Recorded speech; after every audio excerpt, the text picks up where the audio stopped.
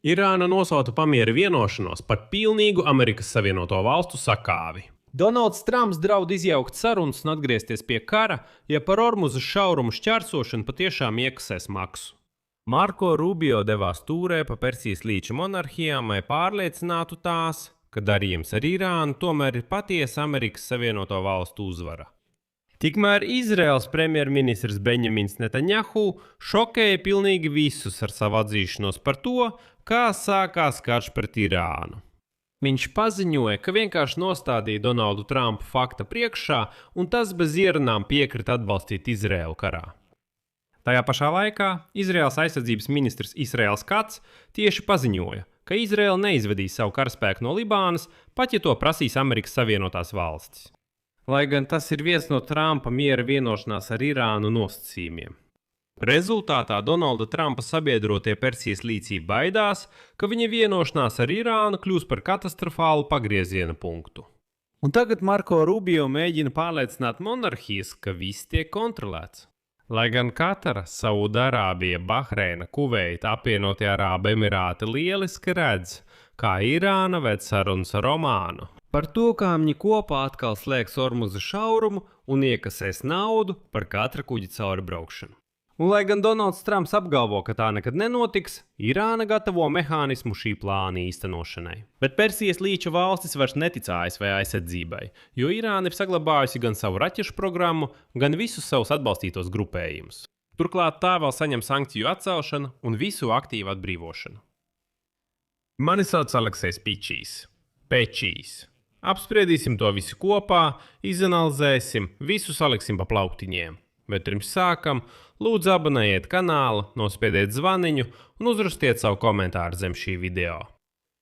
Tātad vienošanās starp ASV un Irānu brūp pa vīlēm. Galvenais Irānas sarunu vedējs Mohameds Bagers Galibafs nosauc ASV un Irānas ietvaru vienošanos par Amerikas Savienoto Valstu sakāves deklarāciju. Donalds Trumps brīdināja, ka nekavējoties pārtrauks jebkādas sarunas ar Irānu, ja apstiprināsies baumas par Teherānas plānē piekasēt nodevas no kuģiem, kas šķērso Ormūzu šaurumu. Taču Galibafa paziņojums izklausās draudīgi, ņemot vērā Irānas saiknes ar Krieviju un Ķīnu. Tālāk citās no Galibafa.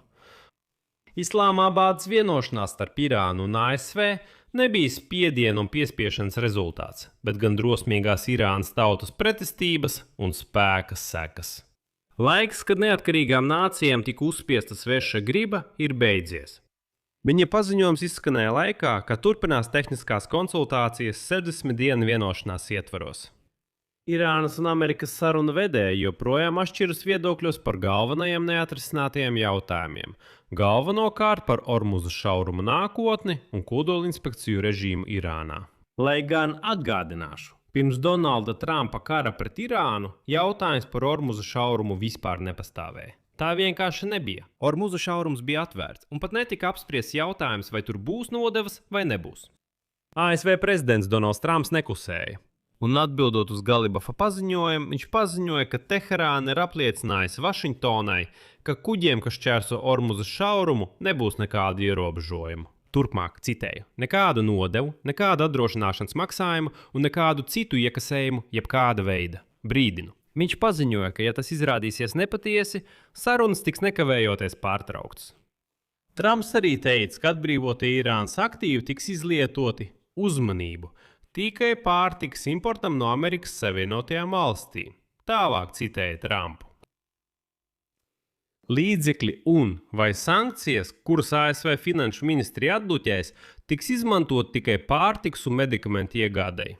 Turklāt tikai Amerikas Savienotajās Valstīs, ieskaitot kukurūzu, kviešus un soju no mūsu lieliskajiem amerikāņu zemniekiem. Skan skaisti, vai ne? Taču Irānas ārlietu ministrijas pārstāvis Ismails Bagadžī šo nosacījumu noraidīja. Tālāk viņa citāts. Kas attiecas uz atbrīvotiem Irānas aktīviem, lēmumi par tiem tiks pieņemti tā, kā tas vislabāk atbilst Irānas interesēm. Attiecībā uz preču iegādi – mūsu lauksaimniecības ministrija. Un citas kompetentās iestādes vadīsies pēc cenas un kvalitātes. Tātad šajā ziņā nekādu ierobežojumu nav. Un pēc tam Donalda Trumpa kungs, it kā viņš nebūtu runājis par kaut kādu ekskluzivitāti, paziņo, ka viņi nav gluži pareizi sapratuši. Viņš saka, ka no miljardiem atbrīvoto aktīvu viņš cer, ka Irāna iztērēs apmēram 500 miljardu amerikāņu precēm. Tātad iespējams mēs ar jums nepareizi saprotam vārdu tikai. Iepriekš es jums minēju citātu, kurā teikts tikai amerikāņu precēm. Tagad viņi saka, negluži tā, ka tikai vienīgi, protams. Mēs atbrīvosim tur dažus 10 miljardu dolāru, un no tiem apmēram 500 miljonus Irāņi iztērēs amerikāņu precēm. Varbūt, bet varbūt arī nē. Tikmēr situācija ar kravas kuģu pārvietošanos caur Ormuza šaurumu joprojām nav līdz galam skaidra. Šobrīd kuģi tiešām šķērso šaurumu, bet jautājums ir, kas notiks tālāk. Un te ir pats interesantākais, ko Donalda Trumpa atbalstītāji nevēlas atzīt. Visticamāk, maksa par kuģu pārēju tomēr būs. Jautājums ir, kāda tā būs. Un pat pats Trumps uz to arī norādīja. Citāts: 60 dienu pamiera laikā Ormuza šaurumā noteikti nebūs nekādu maksājumu. Un to nebūs arī pēc šo 60 dienu beigām, ja vien tos neieviesīs Amerikas Savienotās valstis un savā labā. Šeit Trumps ir viltīgs, jo savstarpējās saprašanās memorandā skaidri norādīts, ka Irāna neiekasēs maksu par kuģi pārvietošanos caur Hormuza šaurumu tikai 60 dienas. Šī pamiera režīma darbība. Pēc tam Goljāvs Galibavs tas pats paziņoja valsts medijiem valstī, ka Hormuza šaurums, citāts, nekad neatgriezīsies pie pirmskara apstākļiem un ka Irāna saglabās kontroli pār šo ūdensceļu. Un tieši šeit sākas pats interesantākais.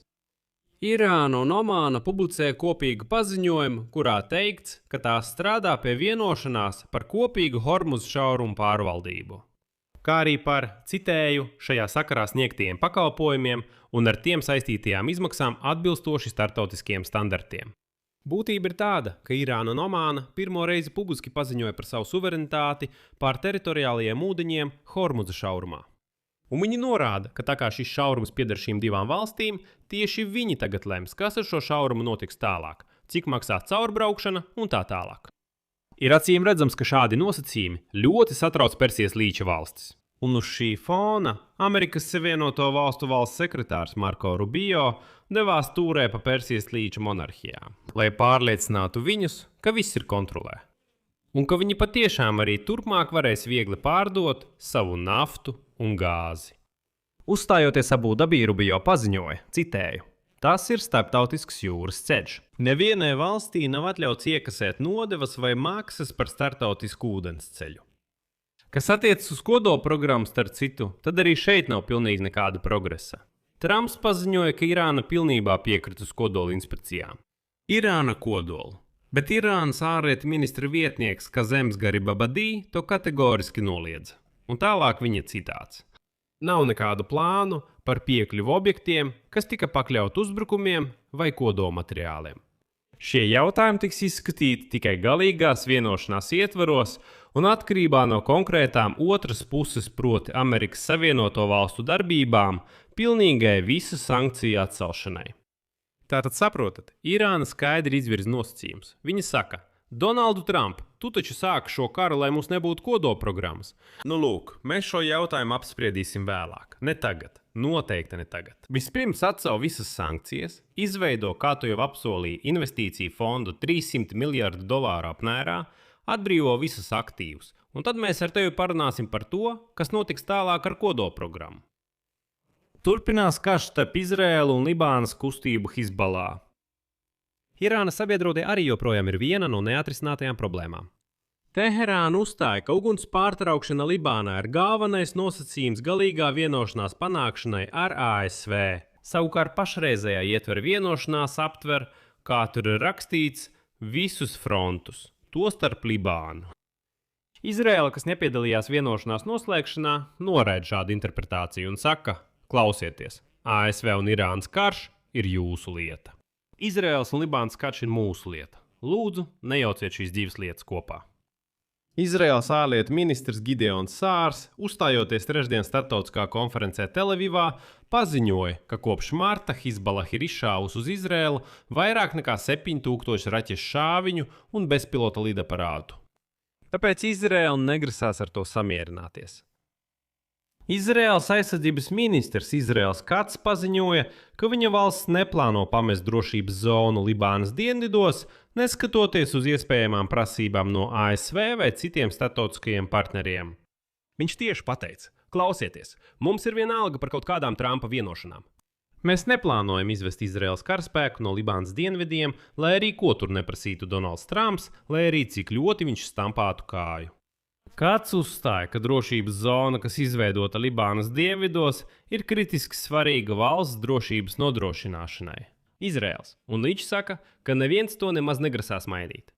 Turklāt Kats skaidri apstiprināja, ka Izraēla negrasās ļaut pat Libānas civiliedzīvotājiem atgriezties šajos reģionos, kur tagad izveidota buferzona. Un uz šādu domstarpību fona ASV valsts sekretārs Marks Rubio devās tūrē uz Persijas līča valstīm, lai kaut kā pārliecinātu monarhijas, ka, klausieties, jūs vienkārši nesaprotat. Amerikas Savienotās valstis ir uzvarējušas. Trumps piespieda Irānu kapitulēt. Tas jums izklausās dīvaini un savādi, bet tagad es jūs pārliecināšu, kāpēc tas tā ir. Tiek ziņots, ka arābu valstu līderi ir satraukti par to, ka Vašingtonas piekāpšanās var izrādīties pārmērīgas, un viņi baidās no nelabvēlīgām izmaiņām reģionālajā spēku līdzsvarā un naftas plūsmās. Kāpēc tā? Tagad sāksim izskaidrot pa plauktiņiem. Skatieties! Sāksim reģionālo drošību. Pilnīgi visi Irānas proksī spēki, tādi kā Hamas, Hezbollah, Huti Jemēnā un pretošanās Irākā, visi tie ir palikuši neskarti. Irāna turpinās tos atbalstīt un ietver līgumā ar Amerikas Savienotajām valstīm par visiem šiem kaujiniekiem nav ne vārda, vispār ne vārda. Lai gan Persijas līča valstīm un Izrēlē tā ir milzīga problēma, un viņi cerēja, ka ja jau Trumps ir sācis lielu karu, tad šī problēma tiks atrisināta un teroristi dažādos tuvā austrumu reģionos vairs netiks finansēti no Teherānas. Taču Irānai tagad būs vēl vairāk naudas šo proksī spēku atbalstam, jo ASV ir atcēlušas visas sankcijas Irānas naftas pārdošanai un vēl arī atbrīvojušas Irāņiem viņu aktīvus miljardiem dolāru apmērā. Un kad ir pilnībā atjaunot tirdzniecību ar Irānas naftu, jūs saprotat, ka tas ir bīstami. Tas absolūti nav izdevīgi Persijas līča valstīm, jo tas atņem viņiem noteikts apjoms. Un tagad arābu valstis uzdod sev jautājumu, kas tas vispār bija? Rezultātā pēc kara, klausieties, Irāna patiešām iznāk kā liels uzvarētājs, bet ASV un viņa partneri reģionā nonāk ļoti dīvainā situācijā. Draugi, šeit uz brīdi pārtraukšu, lai palūgtu jūs atbalstīt šī YouTube kanāla darbu ar savu abonēšanu un atzīmi patīk, un ar jūsu komentāru. Kā arī piesakieties manam Telegram kanālam Pečiņūs. Saite uz to šī video aprakstā. Tur mēs publicējam operatīvas ziņas, tiklīdz tās saņemam. Un arī piesakieties platformā Patreon. Tur mums ir slēgta kopiena Pečiņsaite, kur mēs kopā ar jums apspriežam tās tēmas, kas šeit YouTube'ā netiek publicētas. Tur es atbildu uz visiem jūsu jautājumiem, tur mēs varam apspriest pilnīgi dažādas tēmas. Lūk, un turpat mēs plānojam rīkot šādus slēgtus pasākumus. Slēgtas tiešraides, kur būšu tikai es un tie Patreon abonenti. Un tur mēs apspriedīsim dažādas tēmas. Un tur es atbildēšu uz visiem jums interesējošajiem jautājumiem. Piemēram, man rakstīja komentāros, kāpēc joprojām nekomentē šo skandālu starp Poliju un Ukrainu. Un es jau īsi atbildēju, kāpēc. Izklāstīju savas domas par šo jautājumu, lai gan YouTube mēs šo tēmu vispār neapspriedām. Kopumā ejiet uz aprakstu, abonējiet Patreon un kļūstiet par daļu no šīs slēgtās kopienas. Marko Rubio jau otrdien tikās ar sabiedrotiem apvienotajos Arābu Emirātos. Pēc tam devās uz Kuveitu un Bahreinu, kur viņš veiks pārunas ar Persijas līča Arābu valstu sadarbības padomi. Tā ir monarhija apvienība, kurā ietilpt arī Saūdarābija, Katara un Omāna. Visas 6 šī padomes valstis sniedz loģistisko atbalstu amerikāņu karavīriem Amerikas un Izraēlas konfliktā ar Irānu, kas sākās pirms 4 mēnešiem, un tā rezultātā pašas valstis tika pakļautas Irānas aviācijas triecieniem. Un tagad daži no Persijas līča monarhiju līderiem privāti pauž vilšanos par šo pašu provizorisko vienošanos. Memorands starp ASV un Irānu var pavērt ceļu ASV un Irānas attiecību normalizācijai, kur Irāna ir pārsvarā šītu valsts, bet lielākā daļa ir sunīti. Irānu reģiona valstis uzskata par savu galveno pretinieku. Un tagad viņu acu priekšā viņu galvenais sabiedrotais, Amerikas Savienotās valstis, mēģina izveidot attiecības ar viņu galveno pretinieku – Irānu. Un jāatceras, ka šeihu viedoklim ir milzīga nozīme amerikāņu politiķiem. Apvienotajos Arābu Emirātos, Saudarābijā, Katarā, Kuveitā un Bahreinā atrodas amerikāņu militārās bāzes, kas savukārt veido ASV drošības arhitektūras pamatu tuvajos austrumos. Ja kāda no šīm valstīm pārskatīs savas drošības attiecības ar Vašingtonu, tas var būtiski ietekmēt ASV militāro stratēģiju reģionā. Un tagad Marko Rubio jānomierina reģionālie sabiedrotie, nekritizējot Trumpa darījumu ar Irānu. Un kā norāda avoti reģionā, konkrēti memoranda punkts starp ASV un Irānu reģionālos līderus, vienkārši pārsteidza. Viens no galvenajiem bažas avotiem ir Irānas balistiskās raķetes. Visā konflikta laikā Donalda Trumpa administrācija paziņoja, ka Irānas raķešu potenciāla un raķešu programmas iznīcināšana ir viens no galvenajiem militārās kampaņas mērķiem. Tās sakrit ar Persijas līča sunītu valstu interesēm, jo, atšķirībā no Amerikas Savienotajām valstīm, tās visas atrodas Irānas balistisko raķešu darbības rādijusā un jau ir piedzīvojušas uzbrukumus. Tāpēc visas monarhijas cerēja, ka ja Trumps sāk karu un vēl publiski paziņo, ka iznīcinās raķešu programmu, tad, protams, viņš šo karu atbalstīja.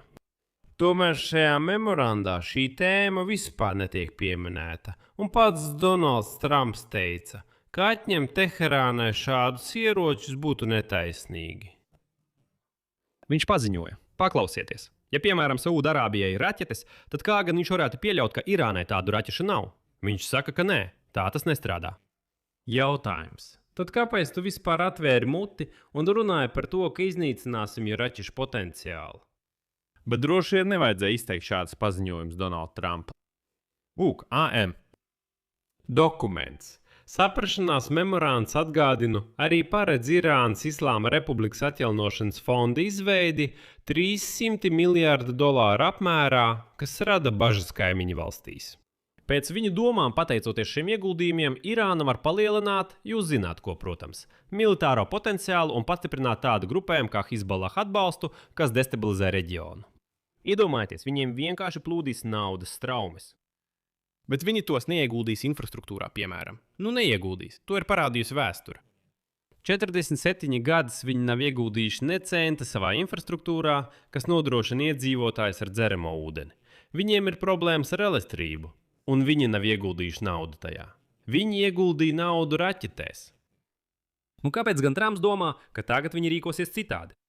Un būsim godīgi, lielākā daļa līdzekļu, ko Teherāna saņems tuvāko nedēļu laikā, visticamāk vispirms tiks novirzīta militārā potenciāla stiprināšanai, nevis dzīves līmeņa atbalstam vai Irānas ekonomikai. Turklāt, spriežot pēc formulējumiem, darījums faktiski pieļauj, ka Irāna nākotnē kontrolēs Ormūzas šaurumu. Tas rada nopietnas bažas Kuveitai, Katarai un Saudarābijai, kuras ir atkarīgas no šī maršruta naftas un gāzes eksportam. Un uz šī fona Izraēlas premjerministrs Benjamins Netanjahu izteica paziņojumu, kas var iznīcināt Donalda Trumpa reitingus. Netanjahu pastāstīja, kā tieši februārī sākās karš ar Irānu. Izraēlas premjerministrs pastāstīja par sarunām ar Trumpu pirms kara ar Irānu, paziņojot, ka būtībā viņš nostādīja ASV prezidenta fakta priekšā, ka Izraēla sāk karu, un deva viņam izvēles iespēju – vērot vai pievienoties. Tālāk citās no Benjamina Netanjahu. Es vienkārši piegāju pie viņa un teicu, mēs uzbrukam Irānai. Es neprasīju viņa atļauju, es vienkārši pastāstīju, kā mēs rīkosimies. Un es biju laimīgs, ka viņš nolēma pievienoties. Tagad ir interesanti, kā rīkosies stingrās līnijas atbalstītāji un Izraēlas kritiķi Amerikas politiskajā elitē, kuri jau sen apgalvo, ka Netanjahu vienkārši piemānīja Donaldu Trumpu un ievilka viņa lielā karā. Bet tagad par to tieši paziņoja pats Netanjahu. Šeit es likšu daudz punktu. Jūsu viedokli, visus jūsu secinājumus rakstiet komentāros zem šī raidījuma. Abonējiet kanālu, nospiediet zvaniņu un neaizmirstiet ielikt patīk. Ja vēlaties vienkārši vienreizēji finansiāli atbalstīt šī YouTube kanāla darbu, to var izdarīt ar jebkuru, pat vismazāko ziedojumu, izmantojot saites un rekvizītus šī video aprakstā. Tur ir pilnīgi dažādas platformas. Izvēlieties jebkuru jums ērtāko. Būšu pateicīgs par jebkādu jūsu atbalstu. Ar to arī viss. Saudzējiet sevi! Visiem uz redzēšanos!